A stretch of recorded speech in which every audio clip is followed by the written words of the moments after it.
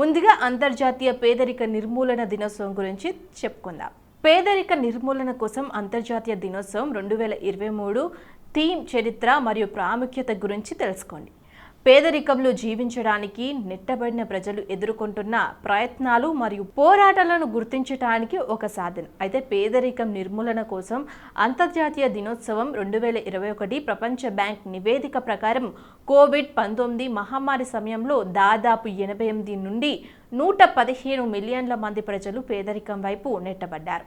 ప్రతి సంవత్సరం అక్టోబర్ 17న అంతర్జాతీయ పేదరిక నిర్మూలన దినంగా పాటిస్తారు. అయితే ఈ రోజు పేదరికంలో జీవించడానికి నెట్టబడిన ప్రజలు ఎదుర్కొంటున్న ప్రయత్నాలు మరియు పోరాటాలను గుర్తించడానికి ఒక సాధనం. అయితే ఈ రోజు ఆ ప్రజలు తమ సమస్యలను తెలియచేయడానికి మరియు పేదరికంతో పోరాడవలసిన మొదటి వ్యక్తి ఈ వ్యక్తులని అని అందరికీ తెలియజేసే అవకాశాన్ని అందిస్తుంది.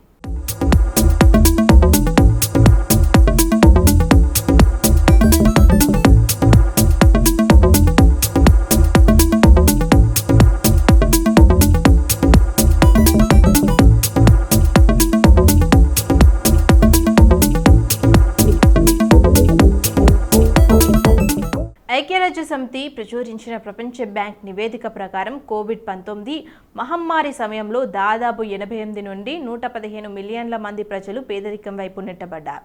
ఇక ఈ సంఖ్య 143 మరియు 163 మిలియన్ల మధ్య పెరిగిందని నమ్ముతారు. అయితే ఈ గణాంకాలు మహమ్మారికి ముందు పేదరికంలో నివసిస్తున్న 1.3 బిలియన్ల మంది ప్రజలకు అదనంగా ఉన్నాయి. ముందుకు సాగడం అంటే ఎవ్వరు వెనుకబడి పోరని నిర్ధారించడమే కాకుండా నిర్ణయాత్మక ప్రక్రియలో చురుగ్గా పాల్గొనేలా ప్రజలను ప్రోత్సహించడం. ముందుకు సాగడం అంటే ప్రజలను అంచు నుండి నెట్టే వివక్ష నిర్మాణాలని కూల్చివేయబడతాయి. ప్రకృతిలో సంబంధాలు పునర్నిర్మించడానికి ఉంటాయి. మరి ఇది మానవ గౌరవాన్ని నిర్దేశించే నైతిక మరియు చట్టపరమైన చట్టానికి ప్రాముఖ్యతను ఇచ్చే వ్యవస్థ.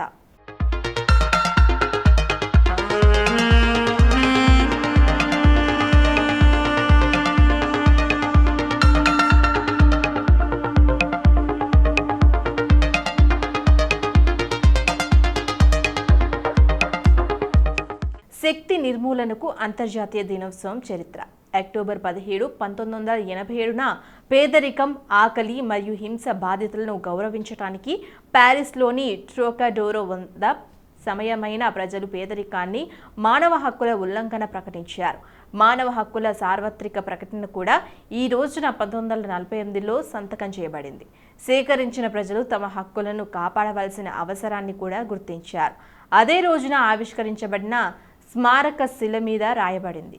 యుఎన్ జనరల్ అసెంబ్లీ తన తీర్మానం 47/196ను డిసెంబర్ 22, 1992న ఆమోదించింది మరియు అక్టోబర్ 17ను అంతర్జాతీయ పేదరిక నిర్మూలన దినంగా ప్రకటించింది.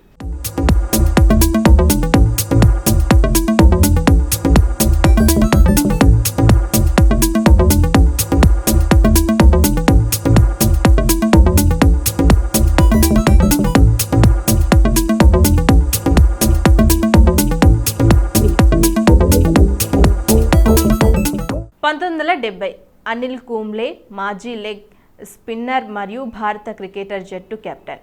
కర్ణాటక రాజధాని నగరంలో జన్మించాడు. తన కెరీర్లో 619 టెస్టులు, 337 వన్డే వికెట్లు తీశాడు. 2009 హిందూ మహాసముద్రంలో ఉన్న మాల్దీవులు ప్రపంచంలోని మొట్టమొదటి క్యాబినెట్ సమావేశంలో గ్లోబల్ వార్మింగ్ ముప్పుకు వ్యతిరేకంగా అన్ని దేశాలను హెచ్చరించడానికి ప్రయత్నించారు.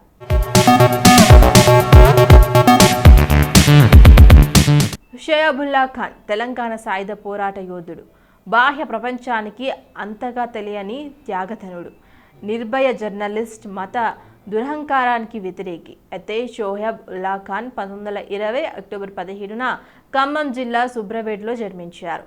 తండ్రి హబీబుల్లా ఖాన్ నిజాం ప్రభుత్వంలో రైల్వేలో పనిచేశాడు. తల్లి లయాహున్నీసా బేగం. షోయబుల్లా ఖాన్ విద్యాభ్యాసం పూర్తి చేసుకున్నాక జీవితాంతం పత్రికా వృత్తిలో గడిపారు. ఇక షోయబుల్లా ఖాన్ రచన జీవితం తాజ్వీ పత్రికలో ప్రారంభమైంది. నిజాం నిరంకుశత్వాన్ని వ్యతిరేకిస్తూ కసీం రజ్వీ దురాగతాన్ని ఖండిస్తూ విశ్లేషణాత్మక కథనాలు రచించారు. అటువంటి రచనల్ని ప్రచురిస్తున్న కారణంగా నిజాం ప్రభుత్వం తాజ్వీ పత్రికను నిషేధించింది. ఆ సమయంలో ప్రసిద్ధ కాంగ్రెస్ నాయకుడు ముందుముల్లా నరసింగారావు సంపాదకత్వంలో వెలుగొందుతున్న ఇమ్రేజ్ పత్రికలో ఉప సంపాదకుడినిగా బాధ్యతలు చేపట్టారు. అయితే ఇమ్రేజ్ పత్రిక కూడా నిజాం నిరంకుశత్వాన్ని విధానపరంగా విభేదించింది.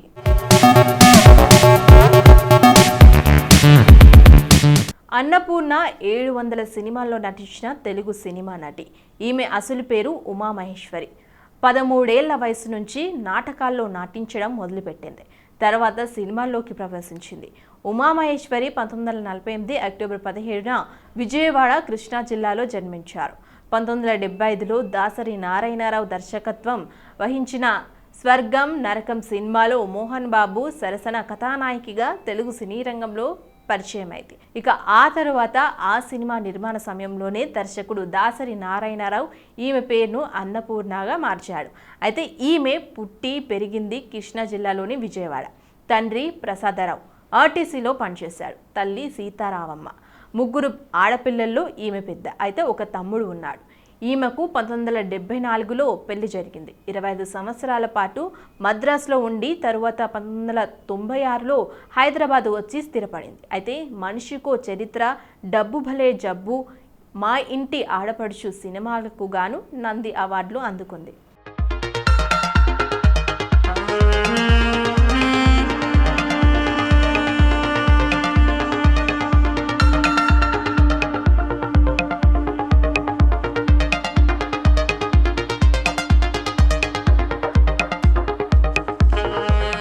స్మితా పటేల్ ఒక భారతీయ సినిమా, టెలివిజన్ నటీమణి.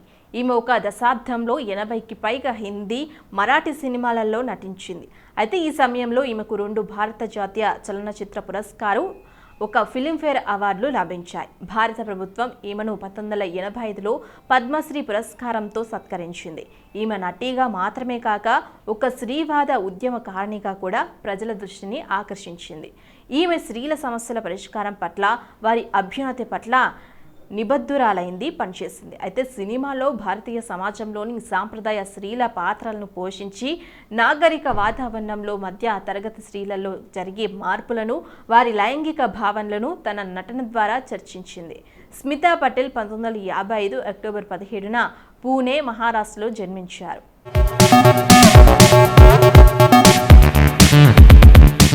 మాల్గుడి సుభాగా ప్రసిద్ధి చెందిన మాల్గుడి సుభ ఒక పాప్ గాయని, భారతీయ సినిమా నేపథ్య గాయని. 2000లో విడుదలైన చిక్పాక్ చిక్బమ్ అనే ప్రైవేట్ ఆల్బంలో ఈమె పాడిన మాల్గుడి ఎక్కి గోల్కొండ చూడు వచ్చిన పాట బంపర్ హిట్ కావడంతో ఈమె పేరు మాల్గుడి సుభాగా స్థిరపడిపోయింది. తమిళనాడు రాష్ట్రం తిరువైనూరుకు చెందిన సుభ ముంబైలో పెరిగింది. ఈమె అక్కడ కర్ణాటక సంగీతాన్ని, పాశ్చాత్య సంగీతాన్ని అభ్యసించింది. ఢిల్లీలోని హోటల్ అశోకాలో పాటలు పాడటం ద్వారా పాప్ గాయనిగా తన వృత్తిని ప్రారంభించింది.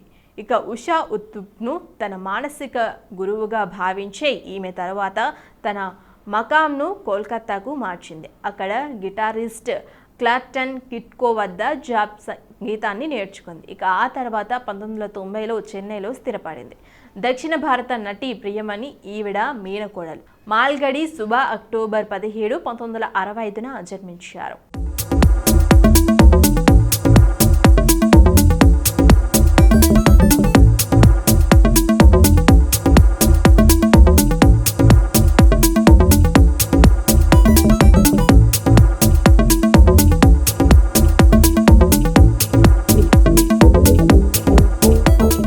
చిరంజీవి సర్జా కన్నడ సినిమా నటుడు. అర్జున్ సర్జా మేనల్లుడైన చిరంజీవి సర్జా 2009లో సినిమా రంగంలోకి ప్రవేశించి 22 కన్నడ సినిమాల్లో నటించాడు. చిరంజీవి సర్జా 1980 అక్టోబర్ 17న విజయకుమార్ ఆజ్మాతి దంపతులకు కర్ణాటక రాష్ట్రంలోని బెంగళూరులో జన్మించాడు. ఇతని తాత శక్తి ప్రసాద్, సోదరుడు ధ్రువ సర్జా కూడా సినిమా నటులే. బెంగళూరులోని బాల్డెవిన్ బాయ్స్ ఉన్నత పాఠశాలలో ఉన్నత విద్యను, విజయనగర కళాశాలలో డిగ్రీ పూర్తి చేశారు. అయితే అర్జున్ సర్జాతో కలిసి 4 ఏళ్ల పాటు సహాయ దర్శకుడిగా పనిచేశారు. 2009లో మామా కిషోర్ సర్జా దర్శకత్వం వహించిన వాయుపుత్ర సినిమాతో తన నటన జీవితాన్ని ప్రారంభించిన చిరంజీవి సర్జాకు ఉత్తమ తొలి చిత్ర నటుడిగా ఇన్నోవేటెడ్ ఫిల్మ్ అవార్డులు లభించింది. అయితే ఇతర భాషా చిత్రాల రీమేక్ల వారధ నాయక, విజిల్, చంద్రలేఖ, రుద్రతాండవ, అమ్మ, ఐ లవ్ యూ మొదలైన చిత్రాల్లో నటించాడు.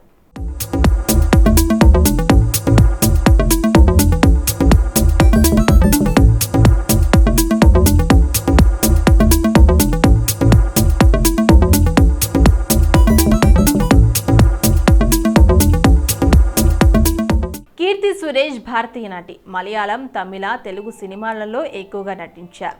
నిర్మాత జి సురేష్ కుమార్, నటి మేనకాల కుమార్తె కీర్తి. 2001లో బాలనటిగా తెరంగేట్రం చేశారు ఆమె.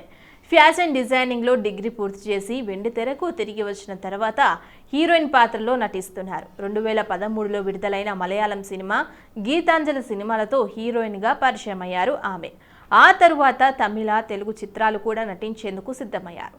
కీర్తి సురేష్ 1992 అక్టోబర్ 17న చెన్నై, తమిళనాడులో జన్మించింది. కీర్తి తల్లిదండ్రులు మలయాళ సినీ నిర్మాత సురేష్ కుమార్, మలయాళ నటి మేనక నిజానికి తమిళ ప్రాంతానికి చెందినవారు. కీర్తి అక్క రేవతి సురేష్ విఎఫ్ఎక్స్ స్పెషలిస్ట్. అయితే షారూక్ ఖాన్ నిర్మాత సంస్థ రెడ్ చిల్లీస్లో పనిచేశారు రేవతి.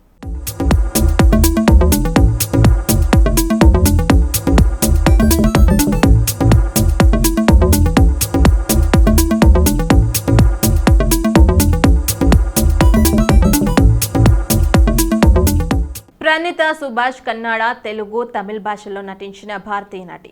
ప్రణీత అని పిలువబడే ఈమె 2010లో పూరి జగన్నాథ్ తెలుగులో తీసిన పోకిరి సినిమా కన్నడ రీమేక్ పోక్రి సినిమాతో, కన్నడలో ఏం పిల్లోడు సినిమాతో తెలుగులో తెరంగేట్రం చేసింది. పార్కీ హిట్ తర్వాత సిద్ధార్థ సరసన తెలుగులో తాను నటించిన బావ సినిమా తనకు మంచి పేరు తీసుకొచ్చింది. ప్రణీత సుభాష్ 17 అక్టోబర్ 1992 బెంగళూరులో వైద్యుల కుటుంబంలో జన్మించారు. ఆమె 2011లో ఉదయ్ సినిమాతో తమిళంలో తెరంగేట్రం చేసింది. ఉదయాన్ ఫ్లాప్ అయిన జారాసంద, భీమా తిరడల్లి, విజల్, బ్రహ్మ సినిమాలతో కన్నడ పరిశ్రమలో పెద్ద కథానాయికగా ఎదిగింది.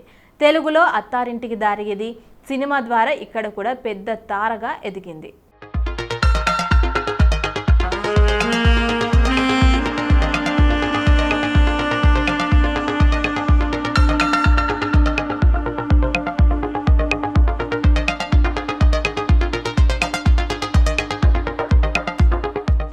సో ఇదండి ఇవాళ best of the day episode. ఈ ఎపిసోడ్ అనేది ఈ రోజుకి సంబంధించిన కొన్ని ఆసక్తికరమైన విశేషాలు తెలుసుకోవడానికి ఉపయోగపడిందని అనుకుంటున్నాం.